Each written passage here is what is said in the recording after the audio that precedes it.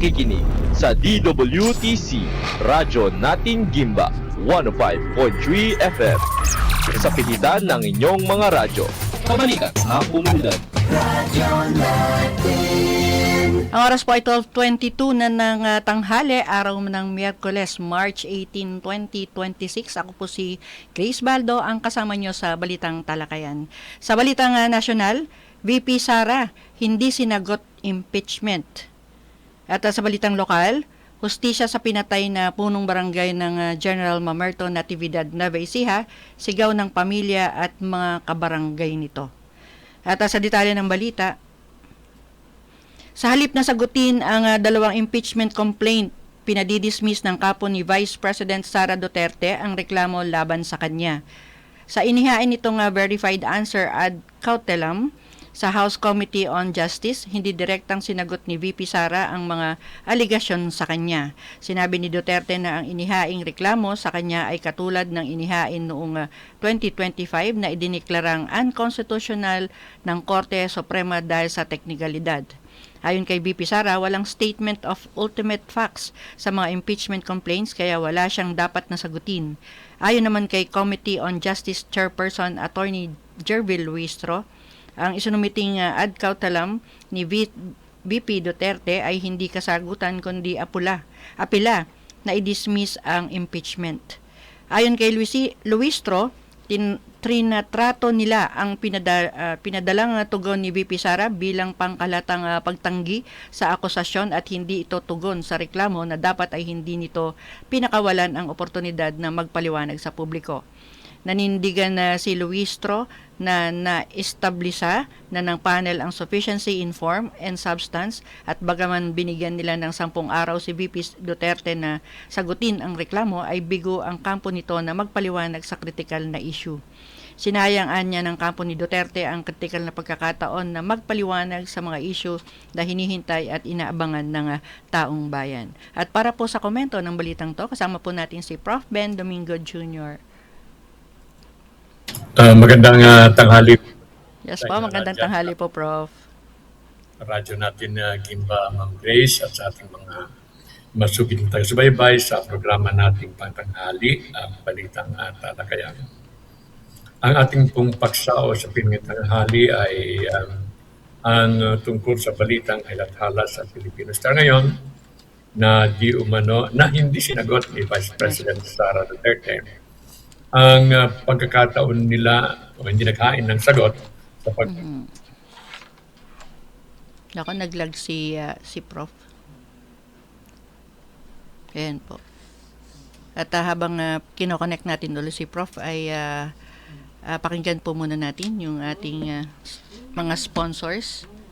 Ayan. Ito po ang St. John ang St. John Funeral Services po ay nandyan sa Barangay Bacayao. Matatagpuan po yan sa Barangay Bacayao, Gimba, Nueva Ecija. Ang St. John Funeral Services may serbisyong dekalidad, abot kaya at maayos na pag-aasikaso. Ayon sa St. John Funeral Services, sa oras ng pagkawala ng mahal sa buhay, kailangan natin ng serbisyong maaasahan at abot kaya. Dito sa St. John Funeral Services, handa kaming magbigay ng malasakit at kalinga sa bawat pamilya. Para sa serbisyong may kalinga, tawagan lamang po ang 0955-837-2397. Ang isa pa pong numero ay 0992-541-1577. At ang pangatlong numero ay 0908-263-5977. Ayan. At andyan na po si Prof.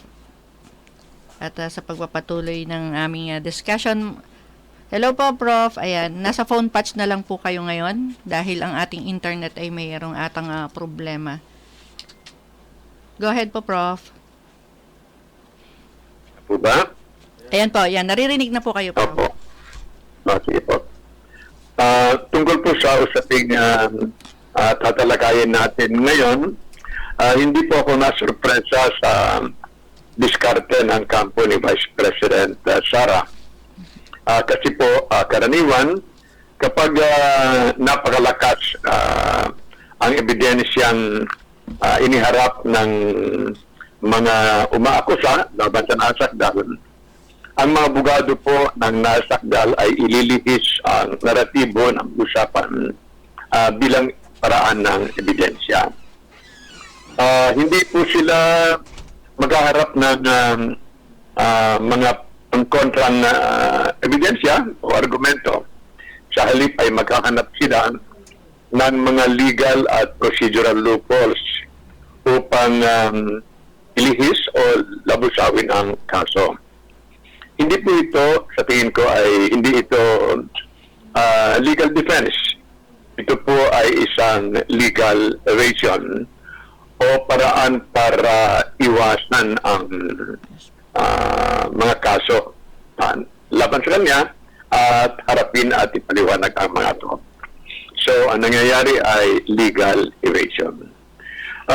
Subukan po nating mabilisang mag-background kung ano itong pinagdaanan ng usaping ito.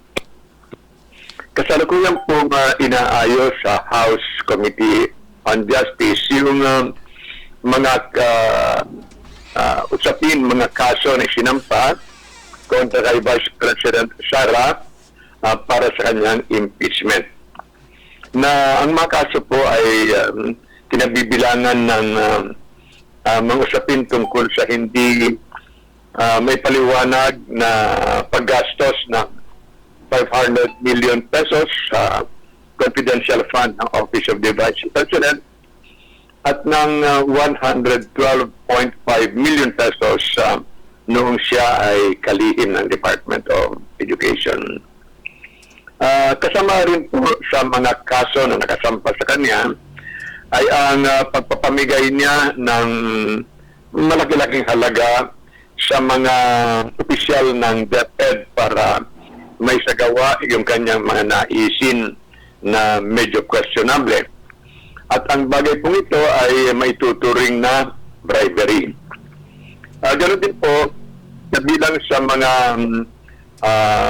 sinampang reklamo ay ang pagpapahayag niya na kumonsulta siya, lumapit siya sa magpapaslag sa papatay kay President Bongbong Marcos sa unang gilang na si Lisa at pati sa kay Kokoy Romualdez.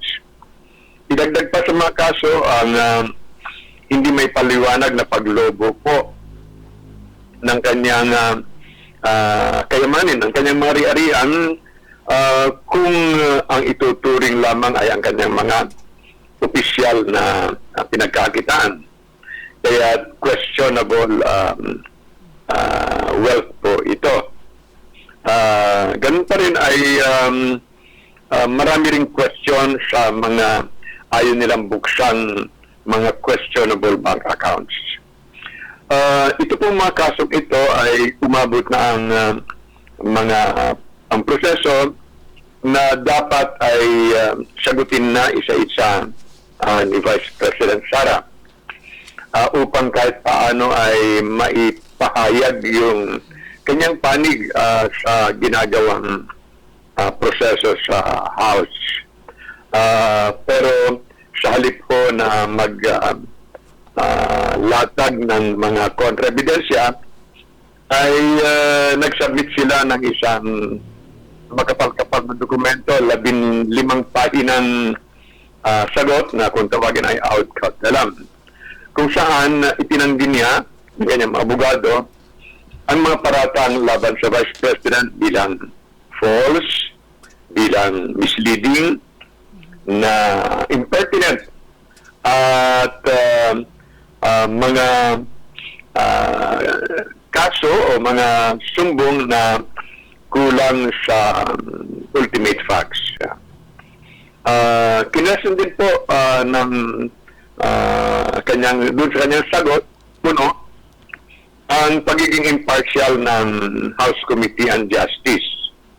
At binanggit din niya na may double standard ang committee dahil bakit siya ang binubusisi at hindi inuusig si Pangulong Bongbong Marcos na mayroon ding naunang kasong isinampa sa kanya sa Kongreso. Kaya marami pong mga inisip na pangkontra pero hindi po sinagot ang alinman sa mga idinulog na kaso. Ano ba yung sinasabi nila na ultimate facts na kulang daw?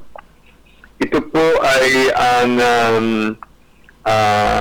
paniniwala ng depensa na yung mga kasong isinampalabang kay Vice President ay batay lamang sa mga hinuka, mga haka-haka at kulang na kulang, mahilang mahina sa konkretong ebidensya. Kaya ito po ngayon ang sitwasyon. Ang tingin ng marami po dito ay hindi nga ito isang depensa, kundi ito ay paglihis sa pagtugon sa aligasyon. Kaya sa halip na komprontahin yung aligasyon, ay binabanatan ang mga teknikalidad.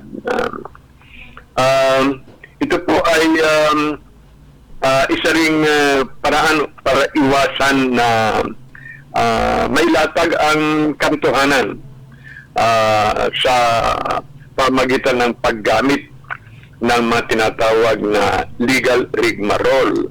Yung mga maliliit na mga teknikalidad, pati lengguwahe sa batas para mailihis ang usapan. Ang nakapangangamba po sa nangyayaring ito ay parang hindi natin maaanapan yung pagsasagawa ng diba ng transparency sa pamamahala at liderazgo sa gobyerno, pati yung accountability o yung pananagutan dahil ayaw naman nilang linawin ang mga aparatang.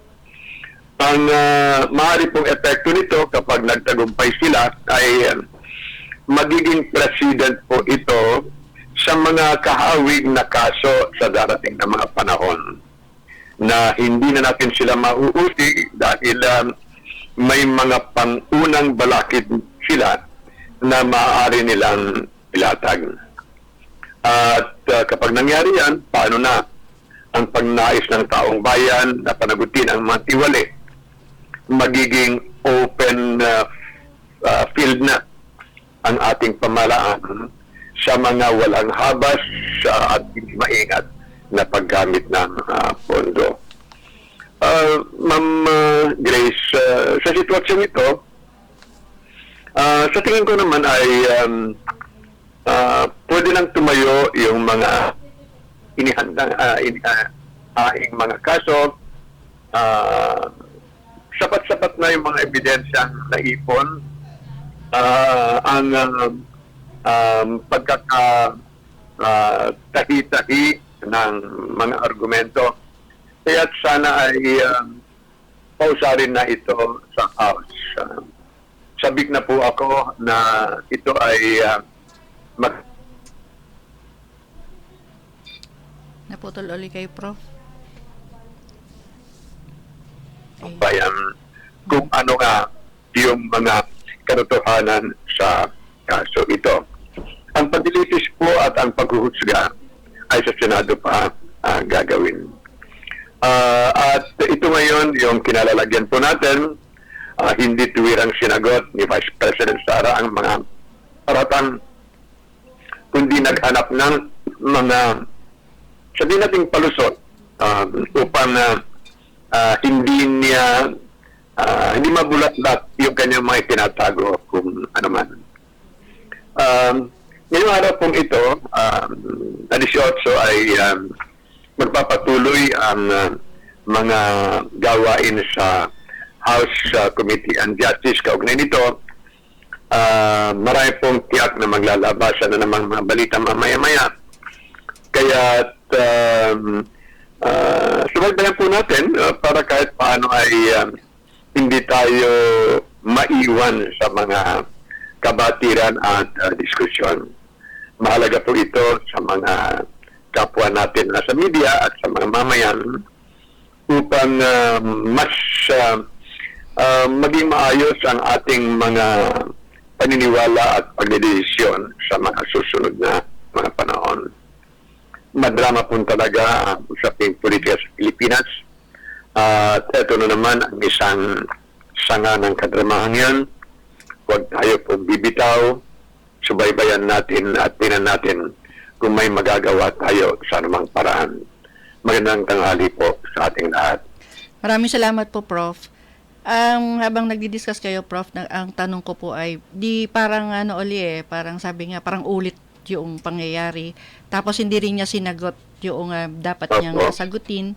At nabanggit niyo rin po kanina na pagkatapos nito, dahil na wala na po yung pagkakataon niya, no, yung 10 araw na pagkakataon niya ipaliwanag ang kanyang sarili, ang susunod pong hakbang ay, ano na po yung susunod na hakbang? Sa Senado na po ba yung ipapasa sa Senado? I-summarize na po nila, i-consolidate na nila yung lahat ng proceedings sa House at magkakaroon ng botohan kung ito ay dadalhin na sa Senado.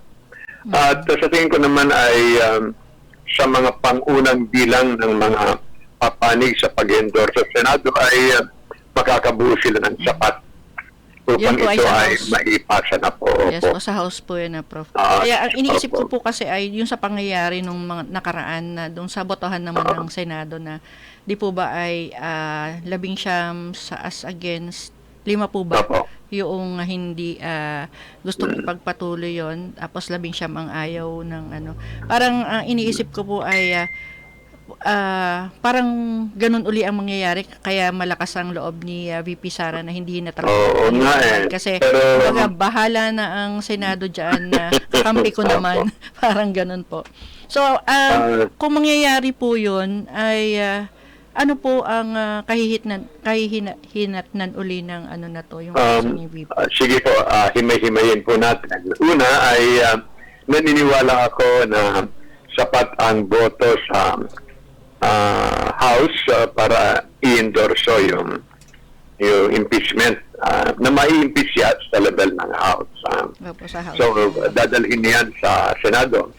At wala na pong Chis Escudero na i-redefine ang kahulugan ng forthwith. Kaya kagad-agad yan ngayon na madadala doon. Pagdating po sa Senado, doon na po ngayon hihimayin muli yung mga ebidensya dahil doon na po talaga ang paglilitis. At sa dulo ng paglilitis na maaaring abutin ng ilang buwan ay gagawa na sila ng paghahatol. Yung hatol po na yan ay maaaring pabuhan si Vice President Sara at mapawalang sala siya. Pwede namang umabot sa puntong ang hatol ay maalis siya sa pwesto. At kapag naalis siya sa pwesto, ay maaari pa nasampahan ng ilang pang dagdag na kaso kaugnay ng mga perang kanyang ginalaw. Ganun po yung senaryo sa mga susunod na mga araw, linggo o ilang buwan. Opo. Kaya abangan po natin yun, Prof?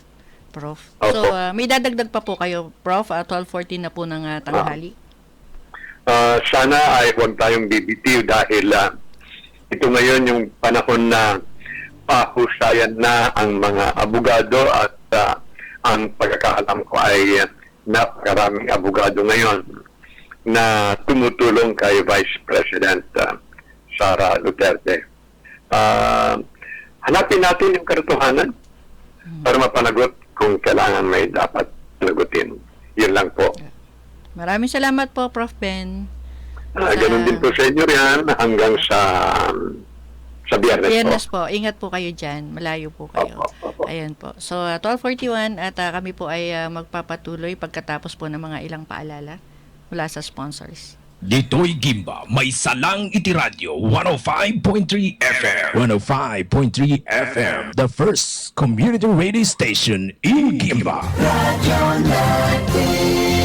Healthy Minute, Fact or Fake, brought to you by MX3. Hi, this is Dr. Edwin Bien. Kumusta yung pag-ihi nyo? Masakit ba? Napunan nyo kung klaro yung ihi o baka ito mabula? Kumusta rin yung balat po ninyo? Napupunan nyo ba kung nanililaw kayo? yung mata po ba ninyo naninilaw din? Mga senyales kasi ito ng cellular damage. Alam nyo kasi yung ating kidneys, ang ating liver, pati na rin yung ating ibang organs, nada-damage po yan dahil sa environment natin na may mga toxin, yung mga kinakain din natin na hindi masustansya, yung mga iniinom natin na naglalaman ng kung ano-anong kemikal. Of course, in the long run, maaaring makasira ito. Yung cellular damage ay dapat po nating iwasan. Alam nyo, mahirap magkasakit, magastos, lalo na kung tayo ay mapapadialysis, maoperahan o mailalagay sa ICU. So it is very important na aalagaan natin ang ating katawan. Huwag nating hintayin na tayo ay magkakasakit kung kailan natin iinumin ang mga preventive medicine. At para sa akin, maganda po ang inyong hanapin ang ating MX3 Plus capsule dahil ito ay nagtataglay ng extra L-carnitine at coenzyme Q10 na pag-aralan na nila sa abroad kung papaanong ito ay nagpoprotekta against cellular damage. So try nyo po, available na yan sa merkado, yung may alpha, beta at gamma mangosteen. O, sa susunod na pag-ihi mo ha, tingnan mo kung malinaw o mabula ha, patingnan mo na rin yung ilalim ng dila mo, ganun na rin ang iyong mata. Take care. Muli, this is Dr. Edwin Bien. Mag-iingat po tayong lahat. Healthy Minute, hatid sa inyo ng MX3. Ang tinig ni Tatay Rolando, 83 years old. Rolando Pulan po, taga Mindoro, Pula. Ay, ma-83 na taon. Kumusta naman ang pakiramdam sa pag-inom ng ating rice coffee? Ay, nakakalakas ko boy ng katawan. Pagtabas na ako, Kuya Boy, sa mga pinapil. Ano ba po yung mga nagbago sa inyong kalusugan? Simula na kayo po uminom ng ating rice coffee, Tatay Rolando, 83 years old. Ay, nawawala na yung aking sakit sa bayawang, sa binti. At magaling na akong tumulog. Ano pang hinihintay mo? Simulan mo na rin ang pag-iinom ng Rice Coffee Mix Herbal Coffee 14-in-1+1. Ikaw, anong kwentong Marcafe mo? Nelia M. Castillo, 53 years old, San Pablo City. Dati akong taasin ng BP, bali naging level, magalang kilos sa katawan ko ngayon. Mga hindi pa nakakaato ng Marcafe nga, maganda sa katawan. Talagang aprobado sa akin. Number 1 talaga. Ang Marcafe, ang kanilang tanging kakapihin. Hinding-hindi ka magkakamali. Subukan mo na rin ang Marcafe.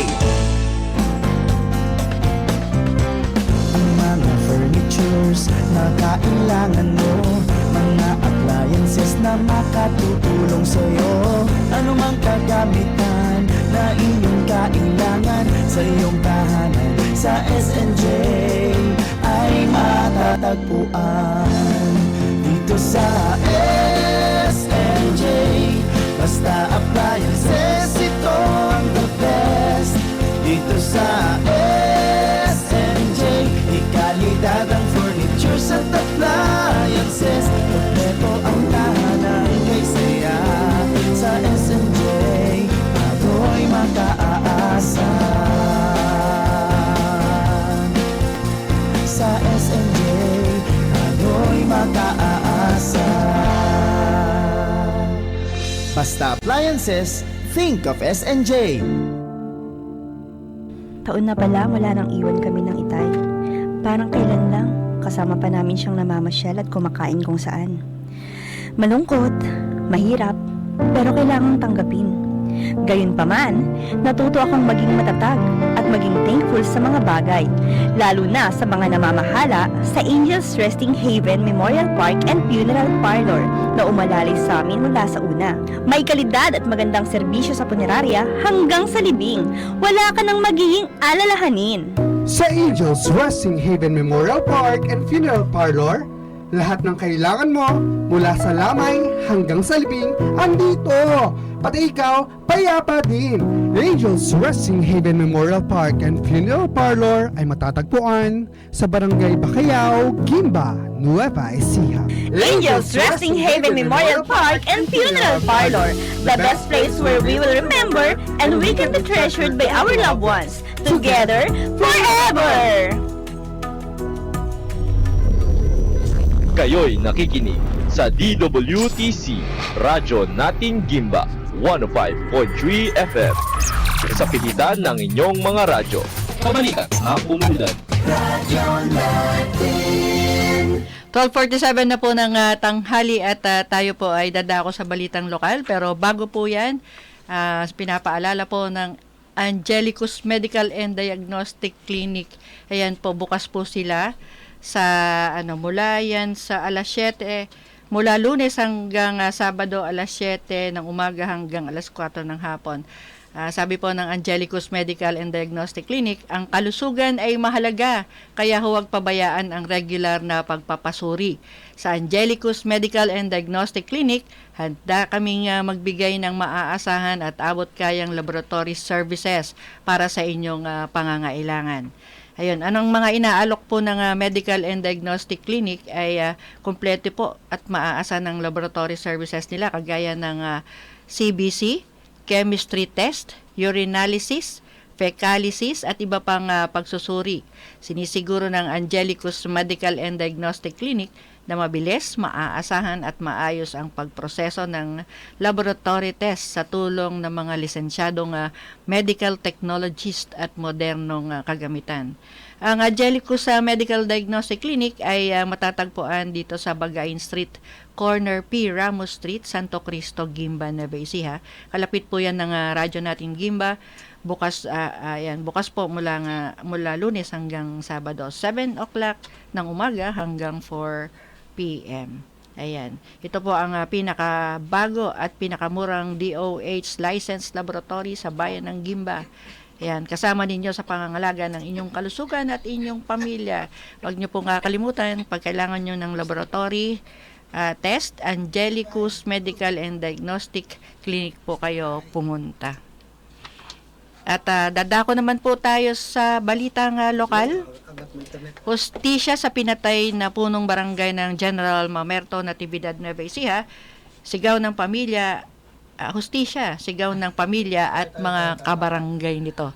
Kahirap ng lead na yan. Hustisya, sigaw ng pamilya sa pinatay na punong barangay ng General Mamerto, Natividad. Ibabalita yan ni Miss Arialea. Go ahead, Miss Yes Arialea. po, magandang hapon sa ating mga tagapakinig dito sa radyo nating Gimba at lalong-lalo na po sa mga nakabang sa ating Facebook Live streaming ngayong araw. Hustisya, ang sigaw ng pamilya at ng mga kabarangay ni Barangay Captain Arthur Bautista matapos itong pagbabarilin ng riding in tandem sa kanila sa Barangay Kabulihan, General Mamerto, Natividad, alas 8 ng umaga nito lamang March 17, 2026, habang nasa covered court ito ng kanilang barangay. Sa kasamang palad, nadamay sa insidente ang isang 26 anyos na magsasaka na kinilalang si Conrado Villena na kaanak ng punong barangay. Dead on arrival ang nasabing punong barangay ayon sa attending physician nito sa Premier Medical Center, Cabanatuan City, habang stable naman na ang kalagayan ni Conrado Villena. Ayon sa ulat ng PNP, General Mamerto, Natividad, kapwa nagtamo ng bala sa iba't ibang parte ng kanilang katawan ang mga ito. Nagsasagagnet operation o Oplan Bakod ang mga autoridad ng PNP, NEPO, Nueva Ecija para matuntun ang mga di patukoy na salarin na umatake at tumakas patungo sa direksyon ng Cabanatuan City. Samantala, nababahala na ang mga netizens maging social media dahil sa sunod-sunod na insidente ng pagpatay sa iba't ibang individual, kapulisan at lalong-lalo na mga punong barangay dito sa probinsya ng Nueva Ecija. Matatandaan sa hanay ng mga punong barangay na una narito si punong barangay Mark Vic Pascual ng bayan ng Hain matapos itong mapas lang noong November 11, 2024. Punong barangay Joel Damasio ng barangay Kalipahan, Talavera, Nueva Ecija noong June 9, 2025. Punong barangay Cesar Asuncion ng bayan ng Laor, July 13, 2025 at si punong barangay Sinon Pineda Jr. ng barangay Banitan, Gimba, Nueva Ecija, July 23, 2025. At sana ito na ang pinakahuli, ngunit pinakauna naman sa taong 2026, si punong barangay Arthur Bautista ng barangay Kabulihan, General Mamerto, Natividad, Nueva Ecija. Patuloy din ang investigasyon ng mga kapulisan para sa lahat ng kaso ng pagpatay dito sa Nueva Ecija. at hangad naman ng makaanak at mahal sa buhay ng yumaong barangay captain na si Art Bautista na sana mabigyan ng hustisya ang insidente at pagbayaran ang pagkamatay ng isang public servant umano sa kanilang sa kanilang barangay na wala namang alam na may kaaway ito. Ay Alea para sa balitang lokal ng radyo natin Kimba 105.3 FM, tuloy-tuloy sa pagbabalita at serbisyo. Sama-sama tayo, Pilipino. Maraming salamat, Miss Arialea. Oo nga, yan ang inisip ko nung binabalita mo yan. Parang ang dami atang panay punong barangay yung naibabalita recently. Although, yung mga binanggit mo kanina ay mga 2025 pa at parang wala pang wala pang resulta yung mga yun at ngayon meron na namang yes, kasamang grade. Sana nga magawa na agad ng ano tawag dito? Mabigyan ng hustisya. Mabigyan ng hustisya yung at yung ating kapulisan ay mag-double time nga para matuntun na kung sino man yung mga salarin. Ayan. So maraming salamat, Miss Arialea. Yes, maraming salamat din po. At bago po tayo magpaalam, ang mga mahihilig magkape, huwag niyo pong kakalimutan ang Doc Herbal o DOK Herbal. Ayan, Doc Herbal, Tagalog po yan. Meron po silang for cleansing, ang 9-in-1. Ayan, at meron din po silang anti-aging. Ayan po. So, 12:53 na ng tanghali. At kami po ay magpapaalam na sa ngalan po ng lahat ng bumubuo ng programang Balitang Talakayan. Ako po si Grace Baldo, tuloy-tuloy sa pagbabalita, tuloy-tuloy sa serbisyo. Sama-sama tayo, Pilipino.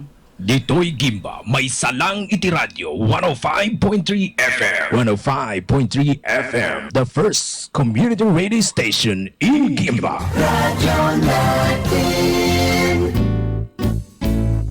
Mga katagumpay, pakinggan natin ang isa na namang kwentong gagalingan ng ating mga kababayan. Sangat yung pakinig ko sa inyo bago ako sumubo. Wala namang masama ako pero subukan ko. Marami na po akong subukan ng mga produkto. Parang walang nagbaga ako doon sa aking anak. Wala namang masama ako. Subukan mo nga humanap dyan sa kunang rice cooker. Dahil napapakinggan ko sa radyo ko ako maganda. Maraming nagpapatunay na ikaw ko maganda. Ayun po, binilan po ako. Dalawang karton. Ako subukan ko lang. Hindi nang maubos ko po yun. Pabili ako ulit. Papuli na, pinabili ko. Ang gumanda ang kondisyon ng katawan ko. Ako maganda nga ata ako Maganda nga. Oh, ano pang hinihintay mo? Simulan mo na rin ang pag-iinom ng Rice Coffee Mix Herbal Coffee 14-in-1+1. Araw-araw, MX3 para MX-Traordinary. With alpha, beta, gamma na sangkap nito. Tunay, original at natural na suplemento. With MX3, capsule coffee and tea. With MX3, it's for you and me. With MX3, dito ako believe. I am Venus Ra, a beauty queen, youth advocate, and a servant of God. Sa MX3, dito ako bilib. Mahalagang paalala, ang MX3 capsule ay hindi gamot at hindi dapat gamiting panggamot sa anumang uri ng sakit. Palakasin ang immune system. Kailangan nating iwasan ang magkasakit. Mark Capsule, may nutrients na masustansya. Mark Capsule, pampalakas ng resistensya. Mark Capsule, punong-puno ng vitamina. Mark Capsule, food supplement na abot kaya. Maaasahan mong ika'y sigurado. Protektado na ang kalusugan mo. Kaya mag-Mark Capsule daily para always kang healthy. Mag-Mark Capsule daily, food supplement with vitamin C. Mag-Mark Capsule daily para always kang healthy.